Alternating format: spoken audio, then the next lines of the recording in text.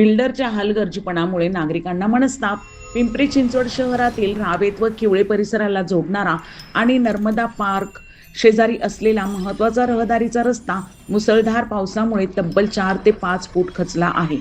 अवघ्या काही महिन्यापूर्वीच नव्याने तयार करण्यात आलेल्या या रस्त्याची अल्पावधीतच दैना झाल्याने महापालिकेच्या कामाच्या दर्जावर आता गंभीर प्रश्नचिन्ह उपस्थित केले जात आहे.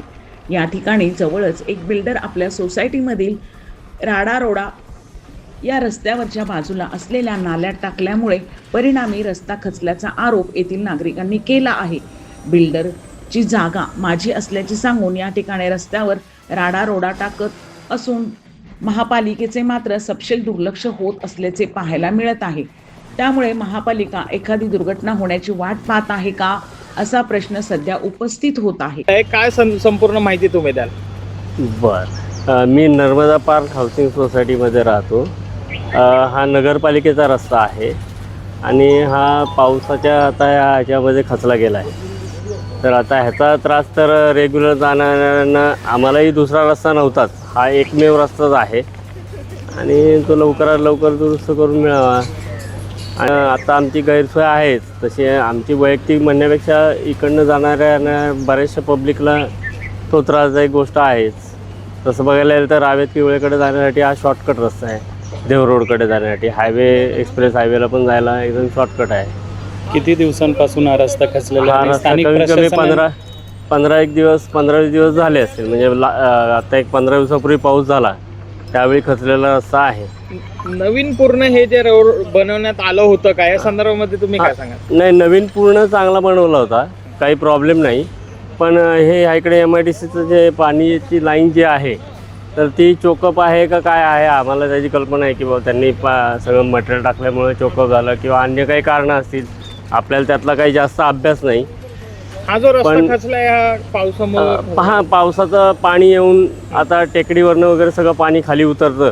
MIDCच्या प्लॉटमध्ये तिकडनं वरनं सगळं पाणी खाली येतं, तर त्यावेळी तो खचला गेला आहे. काय मागणी असेल?